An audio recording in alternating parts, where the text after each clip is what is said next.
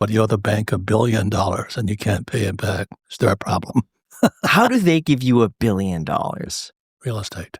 So, but if you say that you owe me $1 billion, that's your problem. What if the bank sees that you're saying that, or they they would be like, okay, well, maybe we should stop lending this guy money. Is that just the reality of the situation? And everyone at that level knows that if you default, it's not your problem, but it's the bank's? Well, you have to learn. It's a process you learn. The reason I wrote Rich Dad, Poor Dad is they don't teach us anything about money. And so when I was a kid, Rich Dad taught me playing Monopoly. And he says one of the first persons on your team is your banker.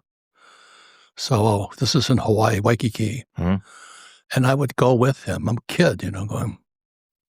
And he'd be talking to his banker. So his banker understood his strategies, how he was doing things, never lied to him, had his financials.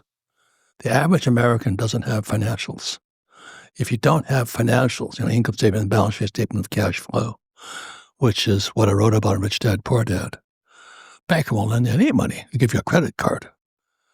So you've got to play the game or speak the language of a banker. So as a young man, I sat there listening to Rich Dad talk to his banker, and then I go, holy mackerel. And his job was kind of stretch him. And I said, look, I just need another $1 million. I said, $1 million. Mm-hmm. And my old man, Poor Dad, they go, you can't even get a credit card.